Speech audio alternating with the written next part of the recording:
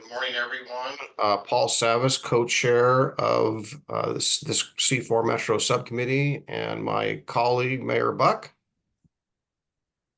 Good morning. Let's Ready to rock and roll? We all know each other, right? Thank you, Councillor Callahan, for joining us, and others, Mayor O'Neill, some of our newer members. So thank you again. Mayor, you want to take it away? Absolutely. Thanks, Commissioner Savas. We're going to start this morning, folks, with a JPAC update. We're going to be talking about some rough step 2 with Jeff Owen and Will Farley. But first, just a quick preview of JPAC's agenda for tomorrow.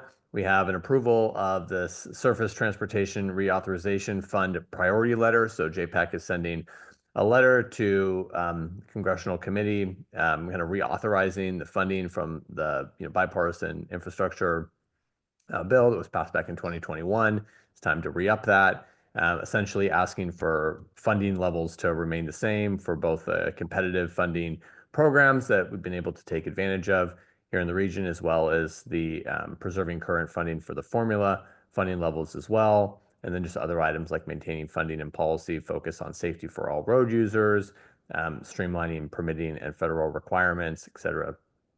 So good things in that letter. So JPAC will be approving that. It was sent kind of as a draft ready to the congressional committee. I guess they imposed some kind of like last minute quick deadline needing feedback, but that draft will become final when with JPAC's approval. JPAC is also going to be talking about the roughest step 2. So same thing we're talking about here this morning. Now that we have the public comment summary back and these illustrative concepts on the step 2 projects. Of course, now we'll be looking for the feedback from the coordinating committees, or we all come in here. And then we also going to be taking a look at the locally preferred alternatives for 2 projects, both which are being considered in the first step 1A funding. One is Montgomery Park, and the other is the TV Highway, Bus Rapid Transit. And then finally, a look at that community connector study that we all talked about the last meeting. So with that, I'm going to turn things over to Jeff and Will. Good morning to you both. Thanks for being here. Excellent. Thank you very much. Good morning. Jeff Owen with Clackamas County, part of your team TPAC to support the efforts of Clackamas County at the TPAC table. And Will, do you want to say hello as well? Make sure everyone knows you. Yep. Will Farley, also on TPAC, representing cities of Clackamas County. Excellent, thank you. And so we are just hoping this morning to help frame a few of the pieces that CTAC has been discussing since your last meeting, April 16th. We did receive some direction from you that we did want to explore the potential for coordinating committee priorities among the roughest step 2 submitted projects. And so CTAC as a group, we did meet May 1st, and we had a lot of discussion on this topic to both respond to your feedback and try to push the ball forward towards possible committee, coordinating committee recommendations. And so we had a lot of robust discussion, and we wanted to, so we did put together the short memo that's in your packet and just a couple of slides to guide discussion today. But we don't want to take too much of your time presenting, but make sure to frame the issue as best we can and give you back all your time needed for kind of deliberation and discussion. So with that, I might just share 1 or 2 quick slides and just welcome Will to kind of chime in here. And if you do have any questions, please do feel free to just go on. And of course, just let us know. So I wanted to very quickly just make sure and remind us all of the context. So for the Metro Regional Flexible Fund allocation, this term and this topic today on our agenda, it is referring to a full program of funding that comes in 3-year increments, so 3-year allocations. So within that total picture, the total 3-year allocation for the whole program is roughly $150 million. in total. That is broken down into several pieces that are more or less kind of predetermined. So on the left are items in the white boxes that are step 1. These are items that some of them have been committed. So the first piece there, that's a big chunk, 51 million, has been committed for bond repayments. So that's not exactly what we're talking today, but it's connected. Just want to be aware of that. Just under it is the pending piece that is a possible new bond proposal. That is where discussions around Sunrise Corridor, other items are looking to fit in. So that's also linked under the same program, but it's a bit separate from today's topic exactly. And then step 1B, these are items that are more programmatic, region-wide program investments that Metro does a lot of themselves. And so those are kind of shown here as totaling about 40 million, and these figures are over that 3-year window. So I just wanted to make sure and show that to ground us a little bit in the discussion. So for today, we're really focusing on the bottom right, which is step 2 in the yellow box there. So step 2 are the capital grants to local transportation projects. So that anticipated total amount is right about $42 million. So that's really where we want to focus today's discussion. So we acknowledge the pieces in step 1, but we're really focused in on step 2. So in your packet, we do have a few different pieces there where as a group, we really tried to discuss and think about ways to respond to all of your feedback in April. So as a full group at CTAC. So we had a meeting and then a kind of a follow-on meeting, and we basically started to land on not exactly having enough complete information to come back to you with a really solid, full consensus on just 1 or 2 project priorities to ask you to bring forward and deliberate on. But instead, where we found ourselves was really trying to mesh all of your feedback and direction with other conversations underway as well at the TPAC table. And so Metro was able to bring forward illustrative concepts of how some of these projects all around the region could be broken up into different kind of scenarios for discussion. And so we have a reference here to Metro's illustrative concepts. So they brought 4 different illustrative concepts to the TPAC meeting just behind us in order to have discussion, have engagement, but not necessarily asking for TPAC to pick one of the 4. So there's a little more information there in the packet for today's meeting. There's also quite a bit more information in the JPAC packet, which would be for tomorrow morning. But what we wanted to do is make sure and just kind of present what we're kind of referring to as pathways for potential consideration here today, where we have a few buckets on the screen.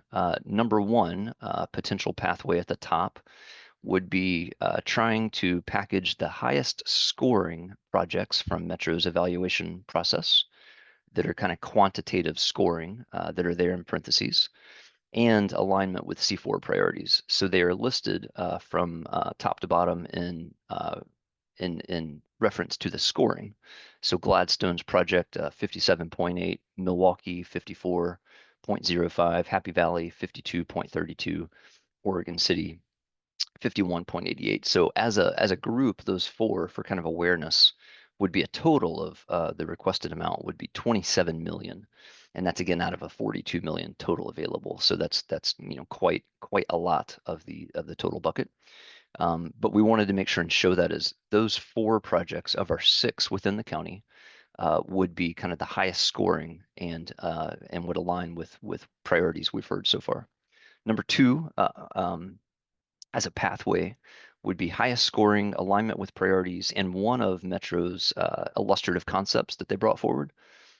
So within the 4 concepts Metro brought forward for discussion, the first couple did not help us that much in terms of Clackamas County submittals.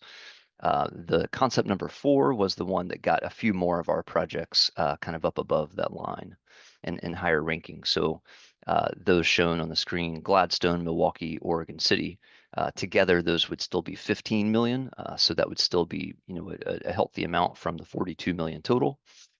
Number three, as a pathway, would be a possible kind of focus in on some of the areas, specifically the economy.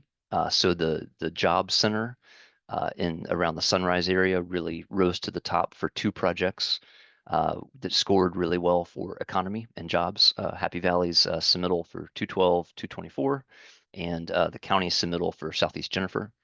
And then number four, of course, would be recognizing that we do have the opportunity in the process to submit coordinating priorities, but it's definitely not, it's not a requirement, right? So many cycles in the past, C4 has decided, you know, we don't necessarily want to rank within our own projects. So that is, of course, definitely still an option. My flag there of my humble kind of take on this is based on all the scoring and evaluation to date. If the number four is chosen to not prioritize, we would be looking at not having too many projects that score well as kind of a default. So I want to pause there just a little bit. I know we jumped into the details. There's a little bit more information around that we can definitely kind of talk through and help to make sure you understand everything that is current. We do also reference in the memo some public comment period. So public comment was shared back with all the coordinating committees at a very simple kind of level that's unprocessed. So we do have some of the comments received on all 6 projects around the county. It is one piece of the puzzle. So that's the interesting part here is getting into, you know, JPAC discussions tomorrow and forward. There's not necessarily, you know, only one way to do this. There's program direction, there's coordinating committee priorities, there's scoring, there's different pieces, public comment. So it is still a little bit of a question of how to put that all together. So I'll pause there, see if Will, if you want to add anything for that, and then just kind of open it up to discussion and anything we can try to help provide. Will, did I miss anything that's worth making sure to highlight? I think you covered everything unless we wanted to talk about kind of what the illustrative concepts were and kind of how we ranked in them. The 4 different illustrative concepts provided at TPAC, one of them looked at just considering all of Metro's goals equally. We didn't favor very well on those. We wouldn't have made anything within the 42 million. Their second concept was basically on a safe system approach, where I think we had about 1 project that scored well enough that may be considered. Their third concept was thriving economy and mobility options. We had 2 projects that kind of scored competitively in that one. And the third one was grouping a few projects, or the fourth one, sorry, equitable transportation, safe system, climate action, and resilience. And we had 3 projects, which kind of aligned with our pathway forward option 2.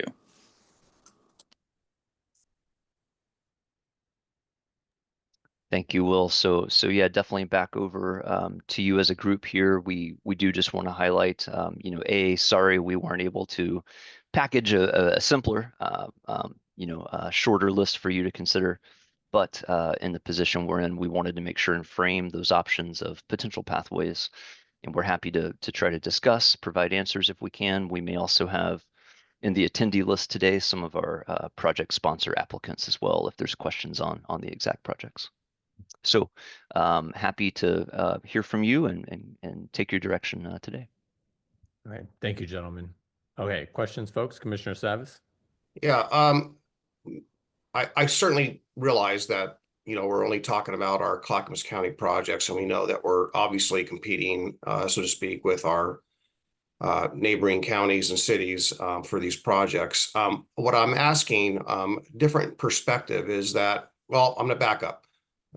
Historically, I think that this group, regardless of the funding stream, is making sure that we have spread around some of the projects to make sure that, you know, every one of us, agencies, jurisdictions, get some kind of something sometime along the ways.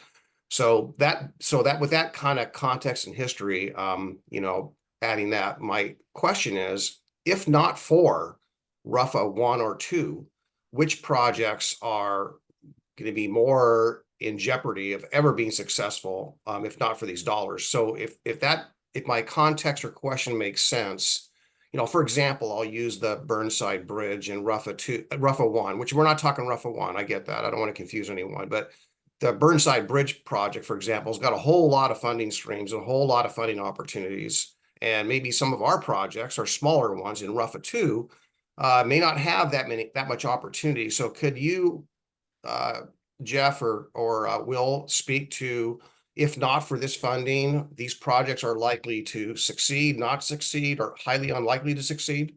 Thank you. Yeah, thank you, Commissioner Savas. It's a very good question, and it's very hard to answer. You know, I think all 6 applicants would probably confirm that, you know, the reason we are making these requests is we don't have another funding source. But I do think, you know, your question is, for me, it helps to really bring to light as well the uniqueness of the opportunity. You know, I'm sure Will would chime in and mention, you know, that this isn't the first time that you know, the Lake Oswego project's been nominated, for example. So I do think a few projects in my mind, like the Gladstone Bridge, for example, is a sizable chunk that's construction focused that would be a ripe continuation. That project, to my best understanding, is undergoing right now design and project development to replace that bridge. And so continuing an award this cycle with construction would be you know, a linear building of that theme to get it all the way to construction. But it's very hard to say. You know, our county project as well. For Jennifer, there may be other funding sources in the future. It is always hard. I think so. Sorry, it's a long answer. I think that all projects don't have necessarily an easy plan B. But I do think some of the uniqueness of these funds is that sizable range, kind of 4 to 8 to 10 million. So welcome other comments. Will, is that kind of a fair representation to your knowledge as well? That was pretty fair. I think we heard from our partners at Gladstone that that one would be a hard one to fund outside of this process. So they've showed a lot of excitement and advocacy to trying to get their project in. But yeah, the crystal ball is always fuzzy on what opportunities are coming down the line.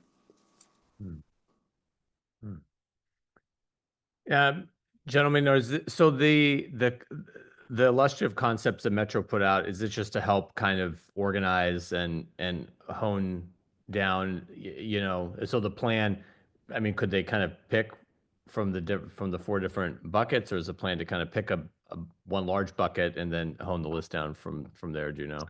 Yeah, I think, you know, the initial intent, and welcome, of course, Councilor Lewis to chime in if there's more. The intent as packaged in the early May TPAC meeting was almost a little more to provoke that conversation of if one theme is prioritized, these types of projects rise to the top. If another theme is prioritized, these pop to the top.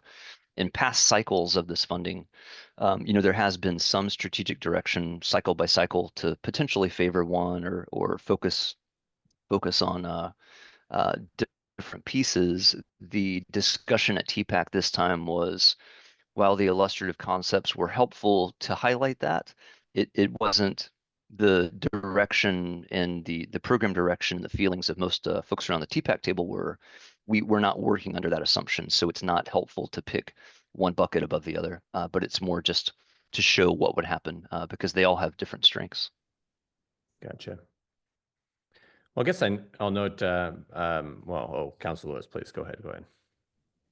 Yeah, just to underscore what Jeff said, nobody's going to ask for the logic model. I think the opportunities of introducing themes are more to help make sure that every part of the region gets represented with something that is valuable to them.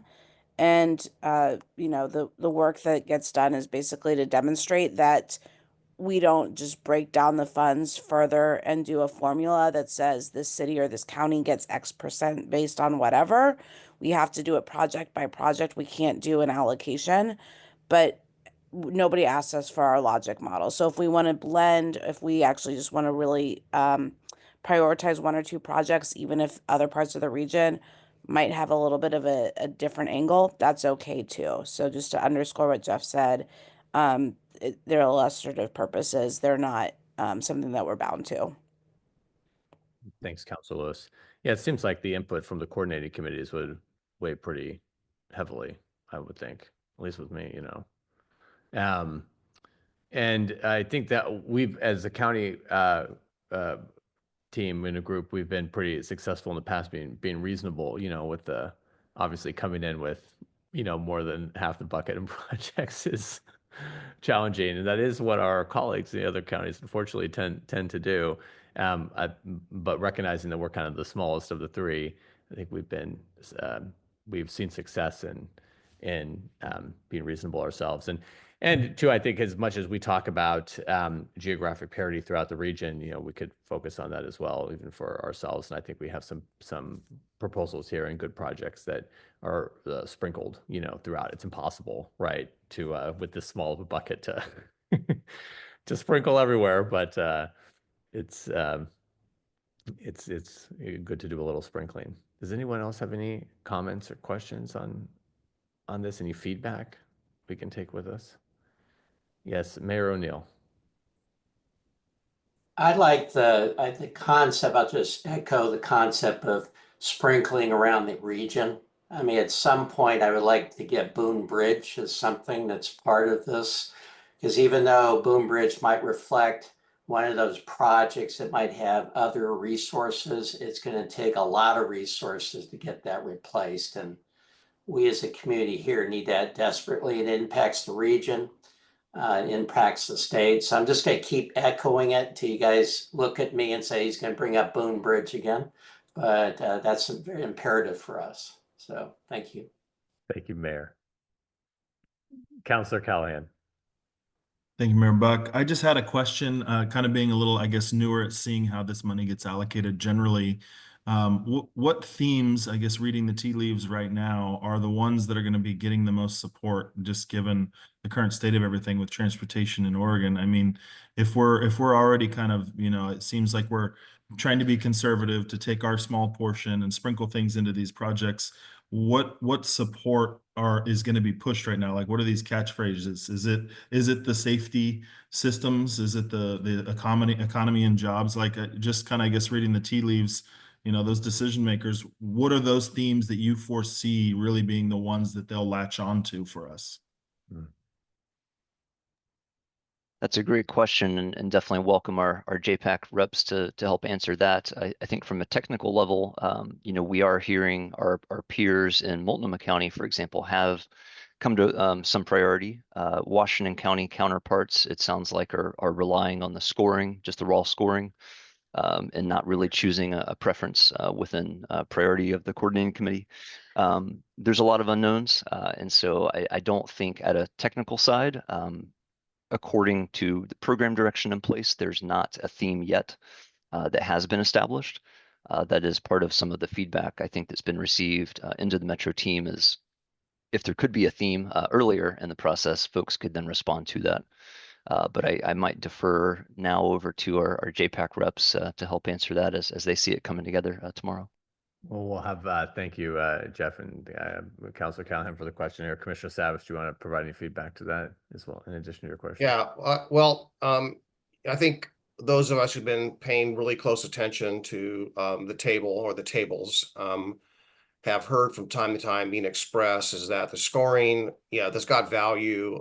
It's an indicator, it's part of the decision-making process, but ultimately it's still a political decision. So I respectfully ask my colleague, Councilor Lewis, maybe to opine on how much flexibility there is in that realm, which is a whole different table. Sure. Yeah, the JPAC decision definitely can be guided by the scores. It does not have to be. I don't know if I see a willingness for the people who are decision makers at this table to only score the lowest scoring projects and not score any highest scoring projects, for instance. But if there were a low scoring project that were still incredibly important to a community, and every representative of that county came forward and said it's our top priority, I believe it would absolutely get funded, particularly if it's one of the ones that is a reasonable amount of money. I think that is the other kind of factor that hasn't been discussed is there's such disparate amounts of money for these projects. I don't know if you're going to see one big project and then a whole bunch of small projects, or if we're going to be more comfortable with small and medium-sized projects. I think if we really are trying to spread the money across the region, the small and medium-sized projects are well positioned for that. So if we do want, I think our largest project is our Happy Valley project. If we do want that, we need to think about what its complement is, because we'll get maybe 2 projects at that point, and it needs to show representation of another part of the county would be my strategy there. In terms of where folks are at, about half of the table comes from coordinating committee meetings like ours, either C4, Washington County, and Mucktuck. But then the other half of the committee, people with votes, don't go through a pre-meeting like this with other elected officials, because they are either coming from the Washington side, they're a statewide official, or they are coming in from the transit side. So those folks do have interest, but they're not thinking through things like this, and we also need to make sure to bring them along. Washington folks generally on a vote like this will not express an opinion, and will go with the will of the group. So I think it's really the transit folks and the statewide agency folks that might express some opinion or preference. And in that case, it's oftentimes when it's blended with a project that they're working on, or a project that hits the priorities from their perspective. Yeah. Thanks, Councilor Lewis. Councilor Baumgartner, are you good?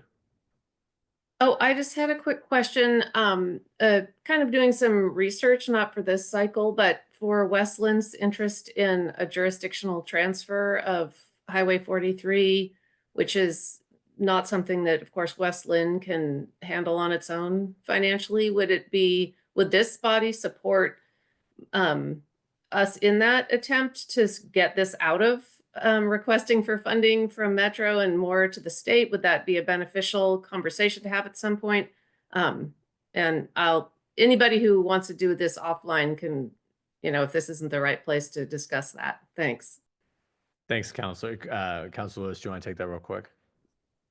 Yes, I think jurisdictional transfer is something that would definitely rise to the top of a priority, both for this group here gathered today, also for JPAC. I don't think these are the right funds to do a planning process for jurisdictional transfer. There are other opportunities that actually come far more readily.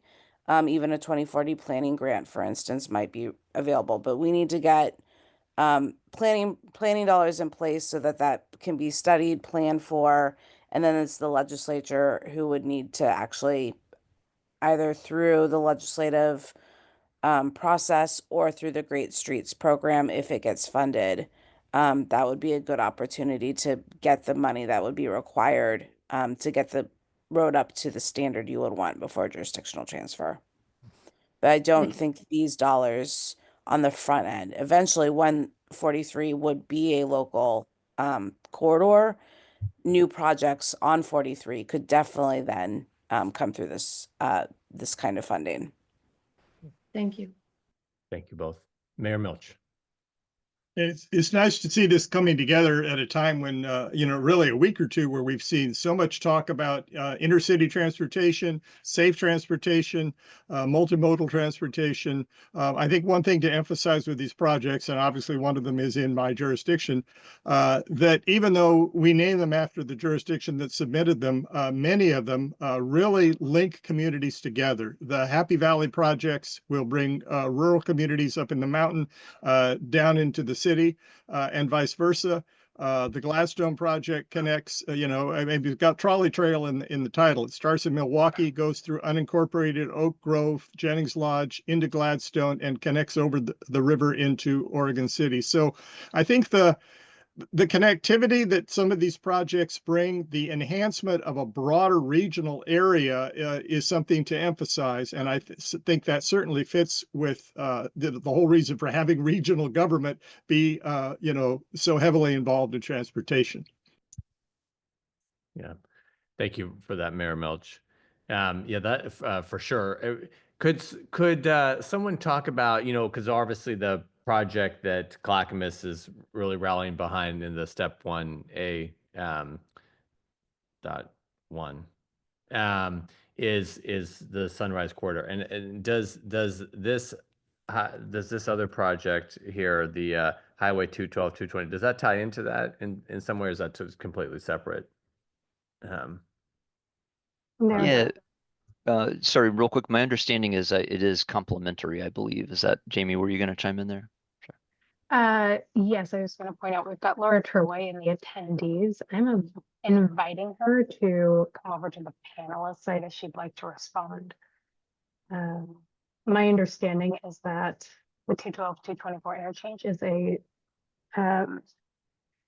Ford compatible part of the project with independent utility, but I'll defer to Laura to answer that question. Good morning.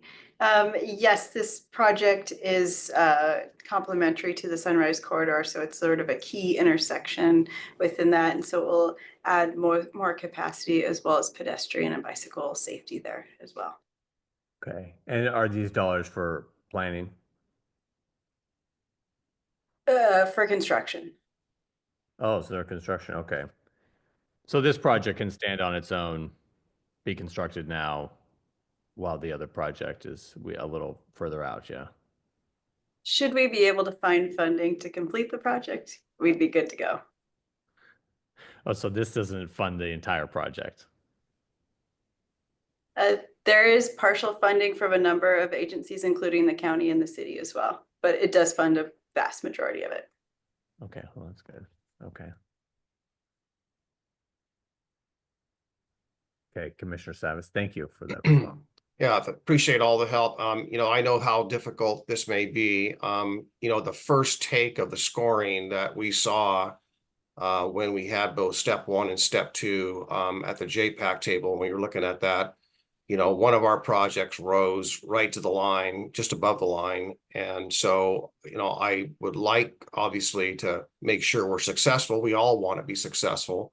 To Mayor O'Neill's earlier point, yes, I think what Mayor O'Neill said is very similar to, I think, our issue. Like the Sunrise Project's a 45-year-old project, and you got to keep on hammering away. So Mayor O'Neill, yeah, you and your predecessors are always doing the right thing. And Councilor Baumgartner, same thing for Highway 43. It's the right place, it's the right time. And I think when it's the most ripe, my experience is I think we need to strike on the project that seems to be the prevailing one or two. I like all these projects, right? And but I do know that some of these projects do have other funding mechanisms where others don't, right? And maybe it doesn't complete the project, but I think if we can actually complete a project and realize, again, to my earlier question, if there is absent this monies or any other means, I think some of these other projects do have sources, with the exception of 1 or 2. And I think that clearly indicates by the scoring that's already taken place, rises to the top. So I don't want to tip my hand one way or another, but I think we ought to think about our partners. If Washington County is going to lean towards scoring and they have a pretty big say, then what does that look like if that at the end of the day is if that prevails? And to Councilor Lewis's point, the coordinating committees have a lot of weight, and that'll be factored in. So that may not help. But I do think that it, if we can frame this in a little bit and what has the highest propensity for success, I think that's safe harbor and gives us standing. I wish there was a lot more to address, in policy towards regional balance, in our case, regional imbalance in investments.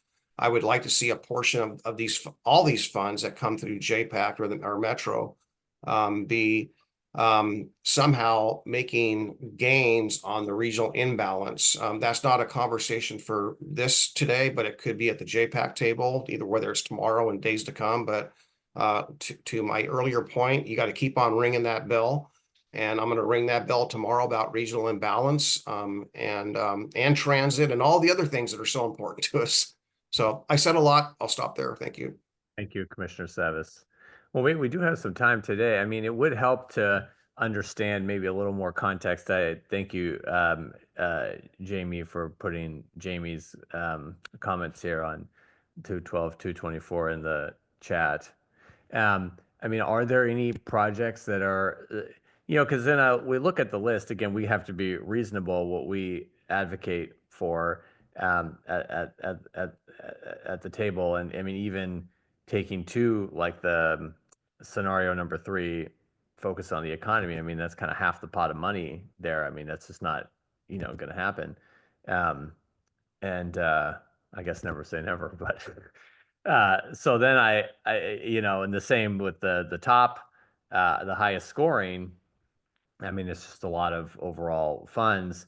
You come to the second concept that kind of takes out that largest portion and puts it still has 3 high scoring projects, but with a more modest overall funding. But so of these projects like Gladstone, Milwaukee, and Oregon City, I mean, are those leveraging other dollars? Is all of this for construction? I mean, can we just get a little more context on these projects and how this money is going to help get them over the finish line or not? Yeah, one piece maybe to add in real quick is that there are 2 different categories of funding here in step 2, construction and project development. And so the bulk of our 6 are for construction, but I can screen share really quick here. I think just one more piece of information that would be the reminder of which ones are which here. So for example, yes, here we go.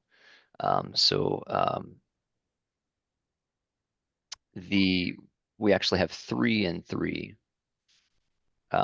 So sorry, we do have 3 projects for construction. We have Gladstone is construction, Happy Valley is construction, the county is construction, and then we do have the bottom 3 there are for planning and project development. So just one second here.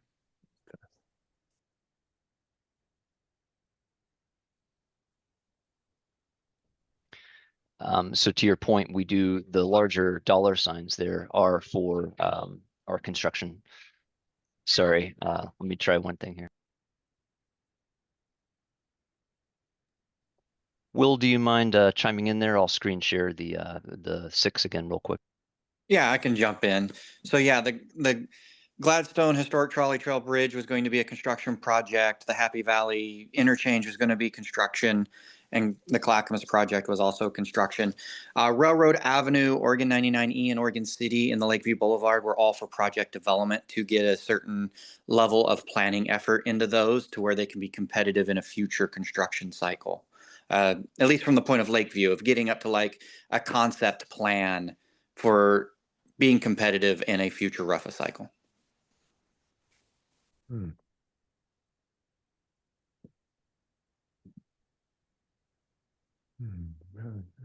Okay. Okay. Thank you.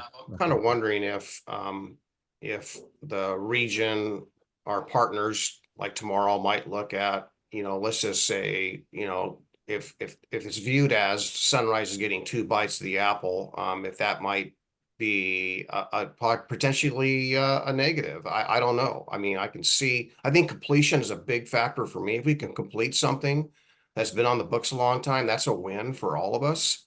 But is there some risk in actually getting a particular project 2 bites at the apple, one at step 1 and one step 2, or is that a positive?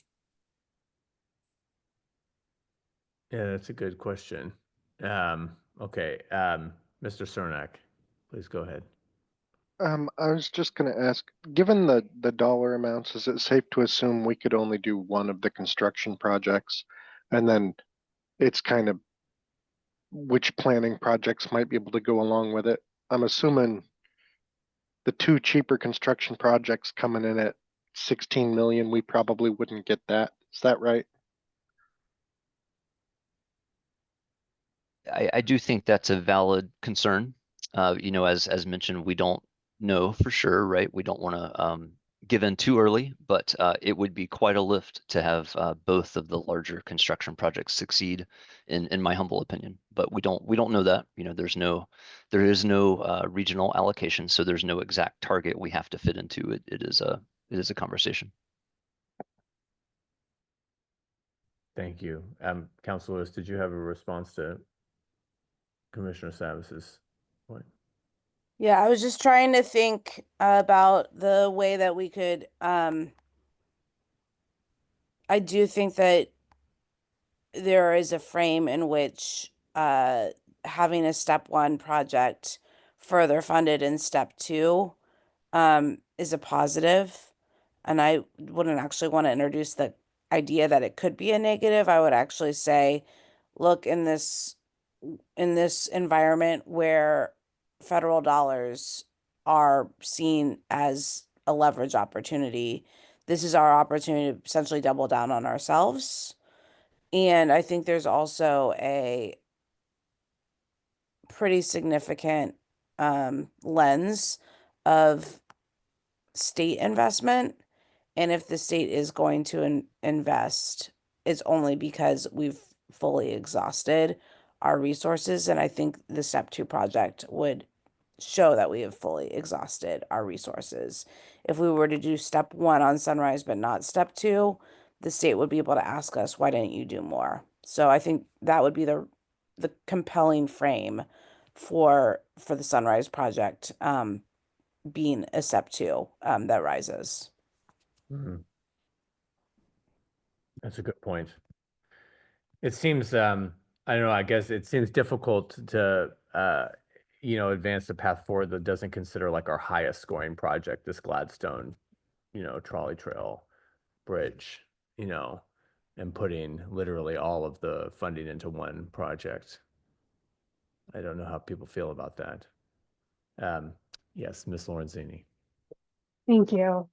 I want to mirror back some of the things I've heard so far and maybe suggest some next steps to keep this body moving toward a recommendation. Some of the things I've heard so far is interest in projects that cannot proceed if not for step one or step two funding.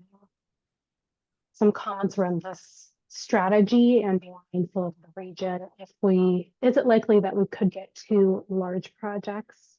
And if we are getting a large project, should we look at smaller projects elsewhere in the county to help balance it out? I've heard interest in leaning into connectivity or other projects that benefit multiple communities, interest in projects that will actually complete something, but also some concern about, could we really get two bites at the apple? But overarchingly, what I'm hearing is there's discomfort in perhaps making a decision today before we get to test the waters at JPAC tomorrow.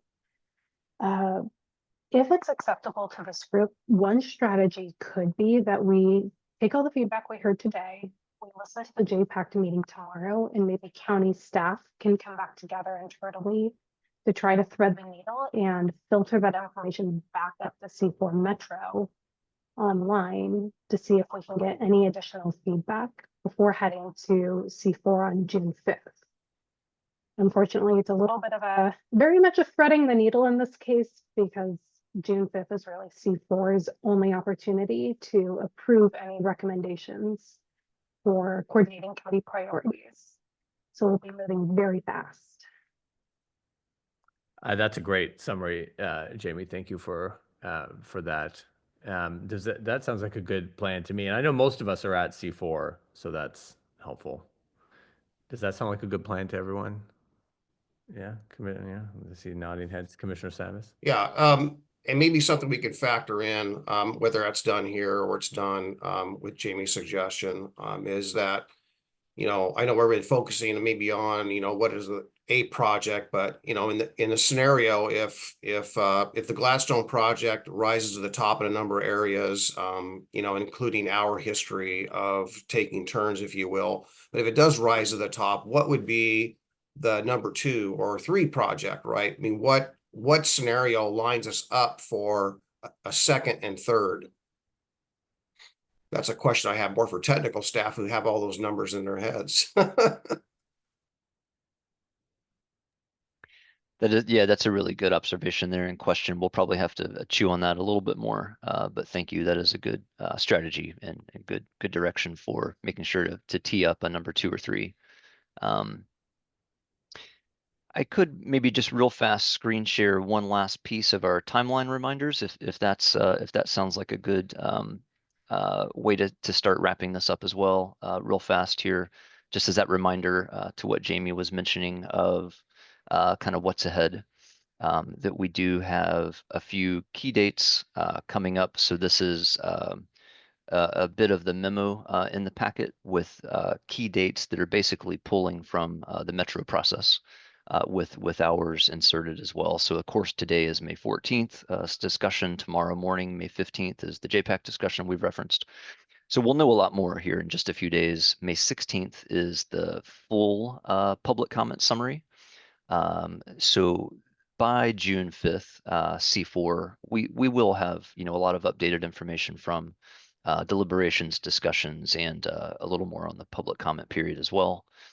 So that will feed into the June dates where this package becomes more firm, but it's really not until all the way until July when it's final. So that July 17 date, for example, is a really target for JPAC, which is not June but July. So this process does really start to take shape here in May and June, but the very final piece is all the way until July. So this discussion today, I think, has been very helpful. Will, please chime in if anything else feels like we should ask directly, but this is really helpful the way that it's been summarized. And I think this can provide us, as your support, a little good direction to kind of sit tight for just another day or two and kind of let the conversations develop so that we can circle back and help you as well into next week. Will, anything else to add on that front? Nope, you covered it. I agree. Okay.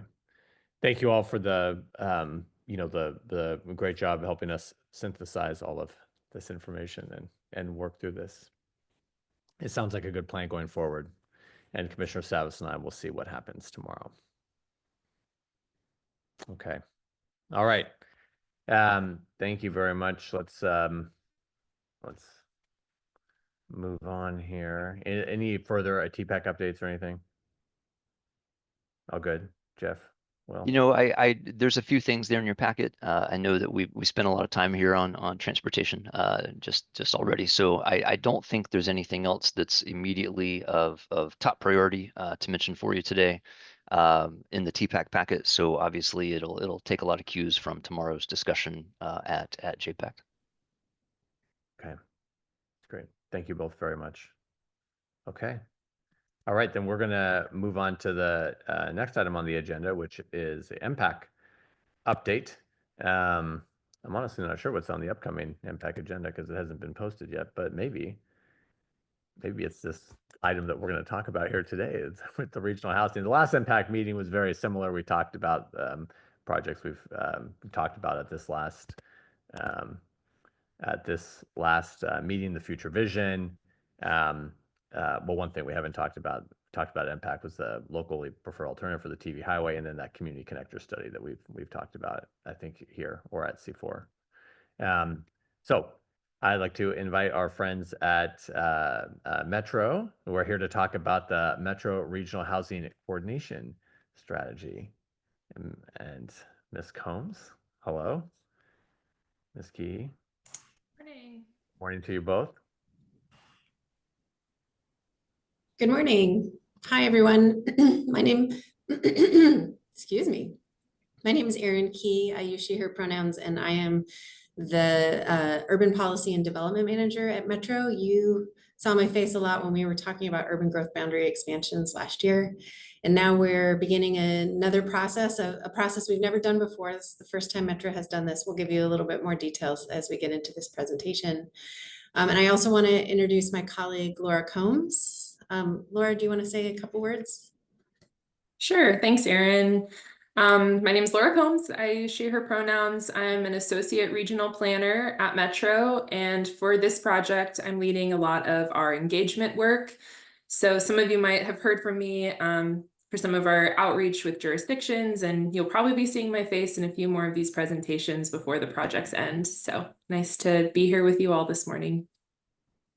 Go ahead and go to the next slide, please. We both happen to be from the planning department at Metro, but this is a collaboration between the planning department and our new housing department. So we're working together with a team that spans both of those groups here at Metro. This is a state mandated process from the Oregon Housing Needs Analysis legislation. It required cities and unincorporated areas with populations over 10,000 to create housing production strategies every 6 years. So that's the piece of that legislation that you may be the most familiar with.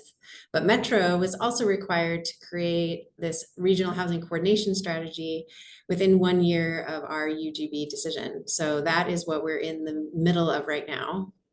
We are going to MPAC several times over the course of this year of work, giving updates so that you and your MPAC members are not surprised by what's coming out of it. And this is kind of one early step in that process. We've been to MPAC before, introducing what we're doing in the scope of work, and we will be coming to for the second time in May.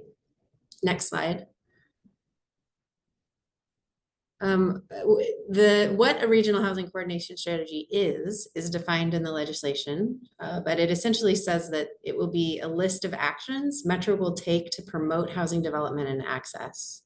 So coordination is right there in the title, and we're taking that part really seriously. We believe we have an opportunity for Metro to be to coordinate with local production strategies, identifying what those local communities felt like they could use from a regional perspective to be a resource in the development of housing in their communities.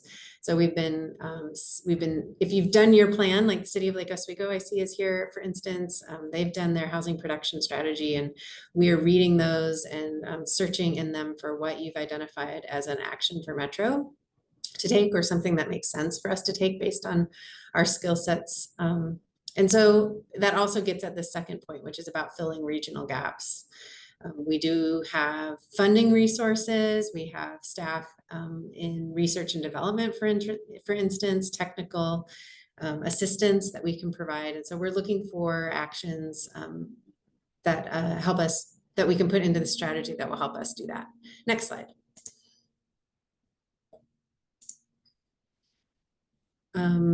So this is our vision statement for what we're doing. It really echoes what you saw in the previous slide of what the legislation requires of us. We want to lift up best practices. We want to coordinate with local strategies and address barriers that you've identified or that we identify in this process that are limiting our ability to produce housing in the region. Next slide. The legislation is pretty specific about what we need to try to achieve, not just the production of any housing, but a diverse set of housing types. We want housing that is physically accessible and that is affordable. We need to look at fair housing and making sure we're affirmatively furthering fair housing with some of the actions in this plan. We want to provide access to economic opportunities, services, and amenities. So it's not just about production, period. It's about production where and available to whom. Next slide. Can we go to the next slide? Thanks. So we are not enforcing housing production targets that were assigned to the cities. We didn't assign those targets either. That is the state's role. They've been working on rulemaking for the legislation. We've been participating in that alongside many other cities in the region. But we are responding to the targets that were set by the state of Oregon, just like you are. We're not we're not responsible in our plan to talk about the cumulative targets for all of the cities within the region or anything like that. It really is focused on coordination and aligning programs and efforts across the region. Next slide.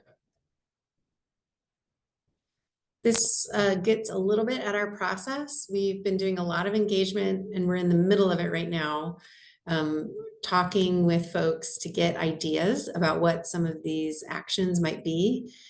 We are also simultaneously doing additional technical analysis that builds on some of the analysis in our UGB process. So as you're very familiar, the Urban Growth Report did talk about housing production, excuse me, I'm finding the right word, did talk about projections for the future and the number of people we think are coming into the area and what kind of homes we think they're going to need.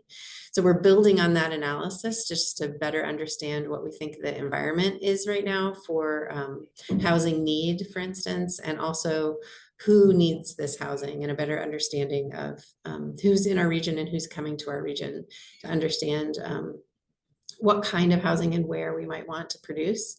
So we're working on that technical analysis right now. We're going to show you a little bit of it, but at our next upcoming meeting at MPAC, but most of that is still the information that you already saw with the UGR.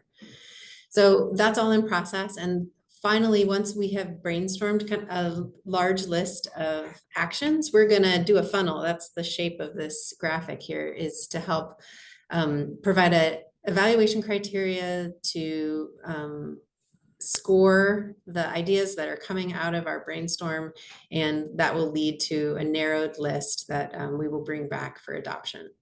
So the intent is to come to MPAC this month with some of those preliminary brainstormed ideas so they can get an idea of what's being talked about, and then to come back when we have them evaluated and talk about that rough list of actions before we come back for adoption of the final plan.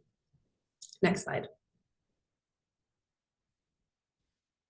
I've talked a bit about MPAC because that's of interest to you, but there is also an implementers work group. And this is where we've invited all 18 cities and the counties who are required to do their own housing production strategies to sit with us and help us with this planning process. So they've had one meeting and we'll have a second one this Friday.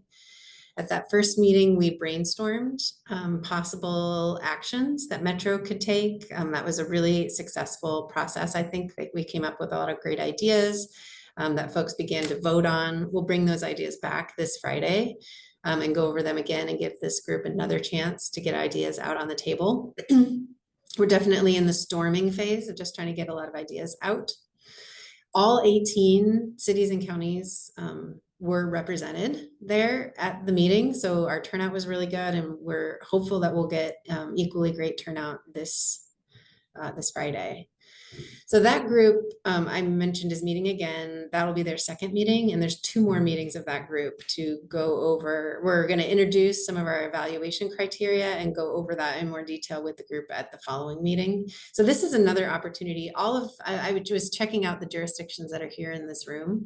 All of your staff are participating in that implementers work group. So this is the place to get ideas out on the table. And then once they're on the table at this implementers work group, then they move through MTAC and MPAC. So then you have other opportunities to have your representatives advocate for those actions at MPAC and again at MTAC and MPAC.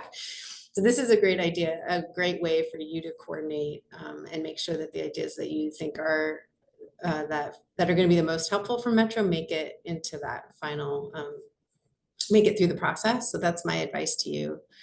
We're doing additional outreach. Of course, we're co-sponsoring an event with the home builders, for instance, and we're also getting together with advocates for affordable housing. developers and advocates for affordable housing generally, to make sure that we're really understanding the barriers that they're facing, and that we're getting thoughts and ideas from them. And we're also putting a priority on engaging with tribes. So we're working with our tribal affairs staff here at Metro to do that process. So we're reaching beyond our jurisdictions to get some ideas too. All of that is happening right now. And we'll have concluded that, well, we'll get to it. I'll show you a calendar a little bit later, but we'll be kind of concluding this storming phase in June and moving into July, starting to do that evaluation. Go ahead and go to the next slide. Oh, I just predicted what this is perfect. That's what I wanted to refer to. So you can see where we are now in May. We're in the midst of that analysis. As I said, we're in the midst of drafting strategies and that brainstorming. We're going to transition in June. Our line has probably moved a little bit from the mid-June over to July for where we'll move from into that kind of evaluation phase. We're working on our evaluation criteria right now, but we'll start evaluating all of the ideas that have come through in the month of July. So then you can see that we'll be coming back to get more feedback in that continued engagement phase that goes through October. Review and approvals will start late summer, early fall. I'm going to pass it off here at this point to Laura, who's going to get into some of the data that we collected during the urban growth management process that just helps illuminate what kind of ideas we need to serve the population that we have here in the metro area. So let's go to the next slide and I'll hand it to Laura. Thanks, Erin. Yeah, as Erin mentioned, this chart was something that we came up with during our urban growth report process. So we all know that our region needs more housing. The future housing in this graph is housing that will be needed over the next 20 years. And then the existing housing bar is units that are needed now currently and in the earlier portion of that 20-year period. And we also know that there's more to this housing production puzzle than just producing more units. We need to make sure that those units are meeting diverse needs. And to meet those diverse needs, we need a diversity of housing types and characteristics and locations and sizes. And also that housing needs to be at different affordability levels and appropriate for different households, safe, well-maintained, and accessible. So we really see this as our foundational starting point for as we're doing this strategy. You know, we want to get to these increased number of units, but we want to make sure that what we're producing is the right fit for our community and our region. Next slide, please. And we also know that housing affordability challenges affect many people. On average for our region, that top bar is showing that almost 50% of people are experiencing a cost burden to afford their homes. That in and of itself, very high.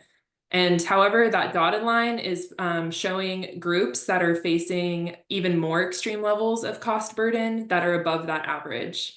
For example, the young adults and seniors bar in that age group are two different age groups that are disproportionately cost burdened.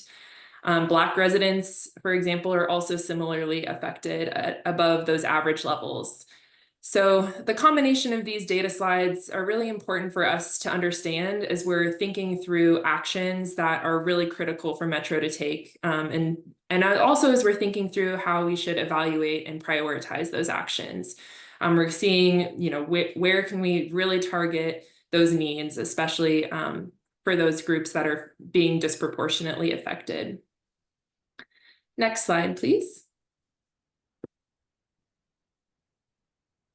As Erin also mentioned, a big part of this project is understanding the barriers that we're all experiencing when it comes to housing production and access. The more that we understand the barriers that we're facing, the better situated we are for effective problem solving. A lot of these barriers we've collected over the past year, both from engagement that we've done as part of the urban growth management decision, as well as engagement that our housing department led as part of their affordable housing funding conversations. We're also adding to this list as we hear hear more from folks during our current engagement for this project. So we know market and financing barriers, that is a critical first step to address to even get a housing proposal off the ground. Finding that land, finding that funding, that's really our starting point. Next slide, please. Then once we do have land and funding, we know that there are also barriers in the regulatory environment. And while Metro does not have the authority to change local zoning codes, there are probably roles for us to play when it comes to coordination, sharing best practices, advocating for infrastructure funds, and helping to support increased staff capacity at the local level. And some of these ideas we've heard from our first implementers work group meeting, the desire to have Metro help fill gaps when it comes to housing expertise, for example. Next slide. And the last group of barriers that we have been collecting are the equity and housing choice barriers. We know that once housing itself is constructed, there can be barriers for folks to even access those units. And then once they do, to feel stable in their homes. So this is another critical group of barriers for us to focus on, especially when we're thinking through actions and strategies that have high fair housing impact. Next slide, please. All right, I'm handing it back to Erin to close us out. Yeah, thank you so much, Laura. And I do want to note that this is different from the last slide in your, or the second to last slide in your packet. We added a little bit more detail. So I've provided this to Jamie just now in an email. So she can share this with you if you're interested. This was an activity that we did to think about what kind of roles Metro plays in the housing landscape. And we came up with these different categories and define the category. And then these examples that you see bulleted on the right are things that Metro most of these are things that we currently do or that we have done in the past and that we're not currently doing. So an example of that would be, we ran for a long time, we convened, so under convening in the darker blue, we convened a group called the Build Small Coalition. This preceded the state's change to middle housing legislation, where we brought together developers and policymakers from cities to talk about how to support the production of smaller housing types. That group is now run by DLCD instead of Metro. So that's an example of something we used to do that we are no longer doing. But you're also very familiar with funding and investment. So I even heard the 2040 Planning and Development grants come up earlier in today's meeting. That's a place where we're funding planning. But we also have planned we also fund the construction of homes and affordable in particular through the Affordable Housing Bond, through the Transit-Oriented Development Program. And we support that housing and access through the Supportive Housing Services Fund. So those are just some examples. We thought this was really helpful because it begins to help with the brainstorming process to be able to understand what we're already doing and to build on some of these categories. When we met with the jurisdictional partners, we asked them to rate which of these categories they thought were the most helpful ones that Metro does. And the ones that rose to the top are all at the bottom: the funding and investment, data and analysis, and technical assistance. These were the ones that those 18 folks that were in that room really thought were very important. So this is other feedback that we need to know how you, as our partners, find Metro to be most helpful, because ultimately the housing production happens in your communities and we want to support that. So just next slide and we'll close it up. So we want to know if you have some questions about what the heck we're doing and what we're required to do. We're happy to stay here and answer those questions. We're also really interested in knowing if you think we've missed some barriers on our list that we need to add. And of course, if you think there's actions that Metro would be really great at that would help with housing production, we'd like to hear what some of those are and make sure we get them on the table while we're still brainstorming. So thanks very much for having us, and we'll stop here for that discussion. Thank you both very much. It was a great presentation. We'll start with Mayor Milch, please. When we've discussed this issue in other settings like the Metropolitan Mayors Consortium or League of Oregon Cities, I think one of the big emphasis is on autonomy for local cities to be able to kind of do their own thing. So while it may not be the most efficient way to develop a regional strategy by starting all at the local level, at least it preserves some sense that we are designing our programs around our own needs. I'll give you some feedback on data collection. One of the things I think that's missing from this, we've traditionally defined, rent burden based solely on the cost of housing.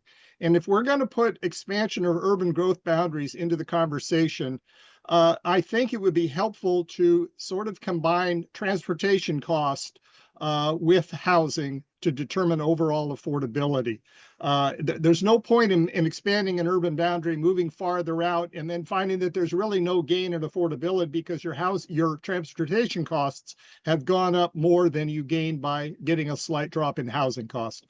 So that would be data that I would recommend adding to this. I know it complicates things a lot. I know there's not easy ways of the metrics for that, but that's my suggestion. Thank you. Thank you so much for that thought and idea. And yeah, what you've said really was supported by the partners who told us that the technical assistance, data analysis, and funding were the things that they thought were the right lane for Metro to be in. And all of those give a lot of support, but autonomy to local jurisdictions. Great. Thank you very much. Councillor Pratt. Yeah, the autonomy was one of my points. Okay. The other is, I'm wondering if you're, like, when you were looking at multifamily, if you're looking at the, if you're digging down a level to the unit sizes, because I'm looking at the 18 to 24 and the 65 plus, you've got a lot of rent burden people there, and they're probably single units that people, I mean, people would probably, for the most part, prefer not to have a roommate. So at those, yep. But is that being considered are you just looking at the multifamily as a more higher level? We currently are in the evaluation criteria that we're working on that I haven't showed you yet. We do one of the criteria is talking about unit size. So we recognize that that's an important thing for access. It's an element of fair housing is that not only does housing exist, but it serves the needs of the folks that need it, just like you've pointed out, which is that families need larger units and single people may need smaller units. So we are taking that into consideration. It also is a little bit considered with how we looked at the urban growth boundary decision. We pulled together data that you saw some in terms of what our housing need is, but we took that another level to understand what types of housing people needed. And that depends a lot on the existence of families, the number of families, and also just the age, and then the size, the unit size, essentially the family size of a group. So if you have more single people or older populations tend to need smaller units, and those can either be middle housing or apartments, compared to families that may look for single family homes or apartments with more units. And then my last point is just that I know the demographics are showing aging population, and that and then with densification we tend to build up, which is great, but that consideration is given that for the senior population that staircases aren't their friends and there are other ways to access their units. Yes, thank you for that too. That is another element of fair housing, is understanding accessibility needs. So right now our evaluation criteria has something on accessibility as well. Okay, thank you. Commissioner Savis. Yeah, I guess if I could add anything to that, and that maybe might be, and pardon me for putting this into two different frames, but one frame would say, what's the market demands, right? What's the marketplace for, let's just say, the younger population at this point. I think a lot of us probably know people. I do, my kids, friends of my kids, have, because they don't have a lot of transit choices, right? They drive. They all own cars. Most all of them own cars. And therefore, so the burden to drive a little bit farther to have that dream, right? That dream home, wherever it may be, and affordability. As you know, I constantly hear people moving outside of our metro region. So to actually find that sweet spot, right? Where they can have what they have, but they're going to drive a little bit farther. They already have the investment in a car. So that's one frame to look at with regard to what's happening around us. You know, I can tell you that when I talk to folks in Washington County that are in the metro boundary, they're sharing similar stories about other counties, whether it's Yamhill or whatever counties people are going to, where housing is being built, and it's more affordable. The other frame is that, you know, because all things aren't equal, are we essentially, if we don't factor that, are we building ourselves into a place where home ownership is highly unlikely if we get into more denser models, and models in which don't give that opportunity? So I'm just, you know, in the frame of when you factor in transportation, let's just say transit, all things aren't equal. So I just kind of wonder if that what the market, you know, whether it's, I think great point with Councilor Pratt about, you know, when you get older, a lot of older folks don't want to go upstairs, right? So people are going to be looking for something single level. That could be middle housing. That could be perhaps if it's a single floor, you know, middle housing. But I think all those things need to be factored in to what the market is actually asking for versus what we ideally think people might want. Yeah, thank you so much. Yeah, I definitely hear you talking about choice, that there's when we have a shortage of housing, there's a shortage of choices and options for people to get what they're looking for. And we need to understand that it's not one solution. People need homes, but they need different types of homes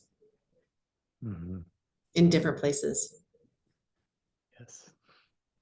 Well, yes, you know, just to see and I think these are, well, I don't know on the regional level. I know that in LO, we see just the number of housing permits kind of dropped rather dramatically. And these are kind of top of the market, you know, things. And then I know Portland is at levels that we haven't, low levels we haven't seen since the Great Recession in terms of permitting. And as we're trying to get projects off the ground here, we find it's kind of like a debt and equity issue, really more than anything else. And I know a lot of the focus at the state level with legislation is kind of more on the process, you know, and whatnot, but we just don't. We have, and I know other jurisdictions, we talk about this a lot at Metro mayors, but you know, permitted projects, going through the process wasn't the problem, but they can't get the funding to construct the project. So I don't know. So when I think about it, I think like what can we do? And I think where Metro could really be helpful is like, what are we doing as a region to attract investment here? Because that seems to be one of the issues. People are hesitant to invest in the Portland metro area for a variety of reasons. And how do we coordinate with the state on housing policies that will help us continue to attract investment? I think that's another issue too. There's lots of question marks over what the legislature, you know, will do, what Portland City Council will do, and whatnot that has people moving their money elsewhere, especially like at the institutional level, which is really where we're lacking. So I think Metro could really help coordinate even just that government affairs type work, in addition to it's kind of like that future vision work that Metro is doing seems to tie into this as well. What's exciting in the Portland metro region that going to have people interested in investing here?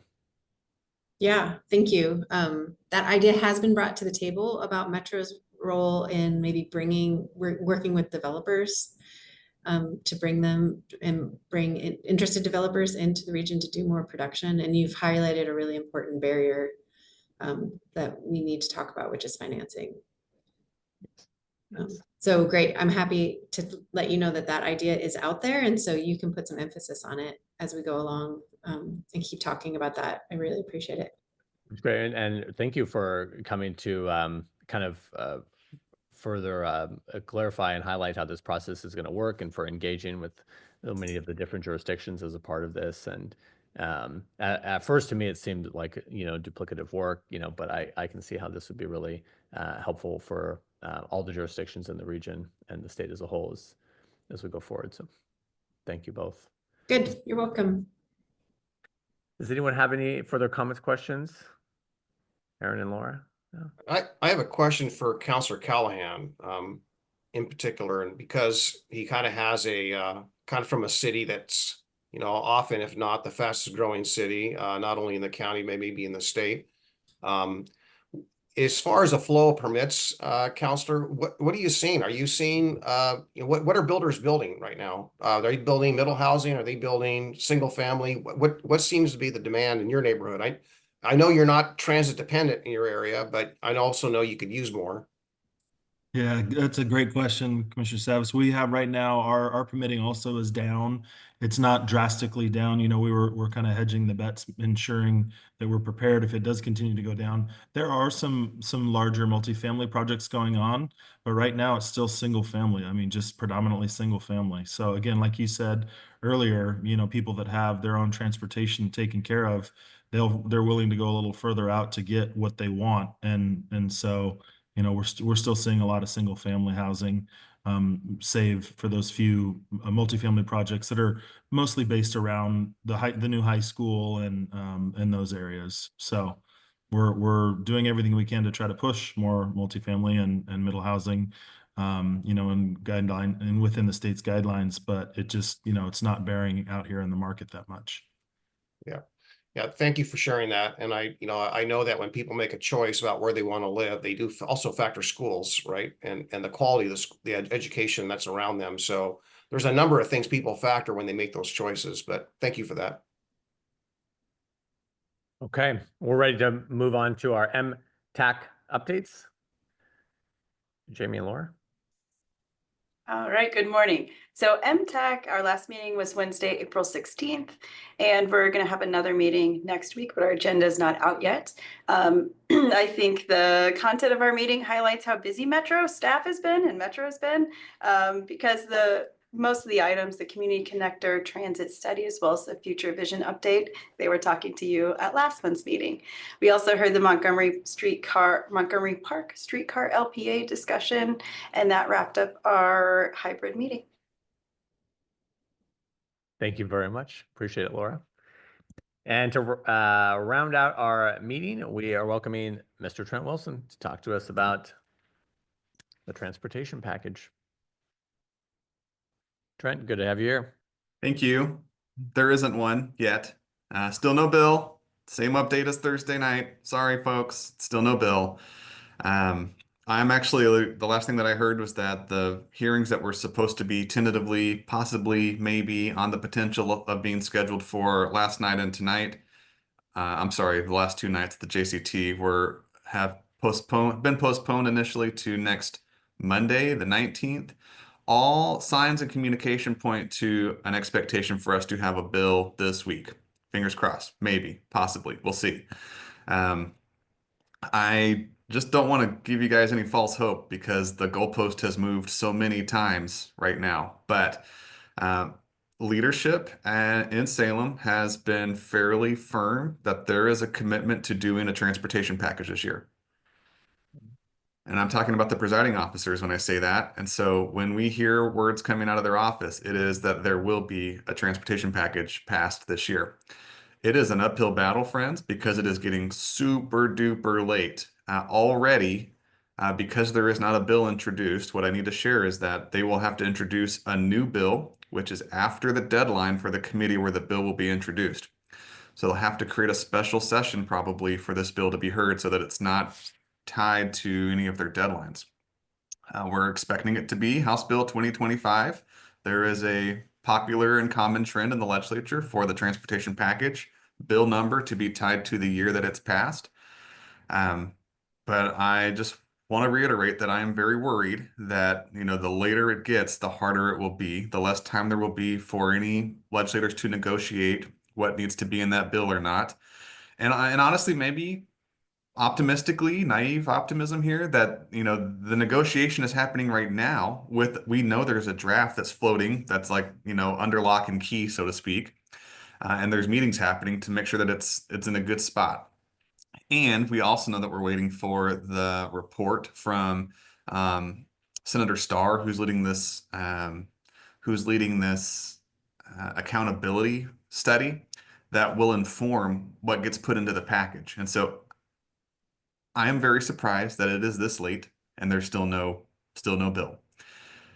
And you're seeing like the lack of bill create a gap of information that is being filled in by guesses and conjecture and fear and false hope or good hope. And so all that is swirling around right now. It comes with also the tension of like ODOT's struggles this particular session with the news about, you know, their accounting errors, and not just the one that came out in February, but also around the heavy duty or the heavy vehicle weight mile stuff. And so it's just a lot of struggle of this is a lot of money. Everybody is feeling the economic pinch, right? That of cost of living here in Oregon. You just talked about it, right? And so, and as it relates to housing, well, that's true for your pocketbook when you fill up at the gas tank. And legislators are aware of that, and they're struggling to reconcile that with giving money to ODOT, which is having these, you know, budgeting woes right now. And how do we do those two things together? And so that is the inherent tension right now with the bill, air quotes here, the package that we're hoping for, waiting to see. All things for Clackamas County, all signs currently point to, once this bill is introduced, if it's introduced, that it will be very positive for the things that you have put into your values and outcomes document that all of you put logos on earlier this year with C4 in the county and everybody. If you've been following the JPAC priority document that was approved September, October of 2024, a lot of what's in the TRIP package framework is included in some of that. It's not perfect. I'm not going to say that it's perfect. It's super expensive. We're expecting there to be alignment there. 50-30-20 is relatively intact. I mean, I would say actually fully intact. And if they're actually going to pass the amount of money that's in the TRIP package, that is good money to all of our jurisdictions. That was the value and worth the fight to protect 50-30-20. Your jurisdictions can probably go and build good things for your community with this money if this bill were to pass. So legislators are asking, without a bill, they're trying to pivot away from like the negative conversation around ODOT to what can be the positive conversation around local jurisdictions who are also going to get 50% of this money. And so I would encourage you to be thinking about, and I think LOC sent out some data this week about how much money y'all are projected to get with the framework as it was drafted. Not, we don't have a bill yet, so we'll see some changes, but if you support a package, let your legislator know, and let your legislator know what your city would do with increased road funds from your, you know, percentage base that you can expect from that 50-30-20, because those are formulas and therefore those are projects, and you might be able to articulate to those legislators, it's not a projects package, but you are going to get projects out of this package, right? It might be a crosswalk, it might be 2 crosswalks a year, it could be safety, it could be sidewalks, it could be this many miles of pavement. So have that conversation with your council the moment you see a bill, so that you can have some way to articulate like what a legislator is buying with their vote, and maybe to give them a little bit of, you know, I use the word heartburn a lot, but maybe give them some Tums for their heartburn as it relates to ODOT, so that you can alleviate that heartburn by saying like what it does bring to the local jurisdictions. I think it's also true that ODOT, as much trouble as they're having right now, they are also our state agency in charge of transportation, and they also have needs. And so it's, yes, the accountability piece is a big deal, but it is also true that legislators recognize they have to be whole to do their job. And so those two things are going to have to exist at the same time, right? And so we're going to have to find a way to work together and make them whole and make them complete and lift them up so that they can do the good work, because their roads go through your cities, our county, right? We want them to be successful. That's not what this is about. I'm just mentioning the struggle that media has created. And we've had our tensions too, right? There's been some trust issues with them as it relates to the toll project. And so that it's not new, but there's opportunities to still make everybody whole and move forward. And I think that's the puzzle legislators are going to have to do in a very short time. So that's my quick update. I know that was really a lot to unpack, but there's no bill. And until there's a bill, there's not really a conversation outside of, what are we going to do? But once you see it, dive into what you're going to get so that you can tell a legislator, this is what you're buying with your vote, because that's going to be super important right now. Thank you, Trent. That's great advice. Good way to wrap up our meeting. We appreciate the update. We'll stay on pins and needles. We'll see Pins and needles. Thank you. All right, everyone. If there's nothing else, we're going to go ahead and adjourn right on time. Everyone have a great day. Good to see you all. We'll see you later.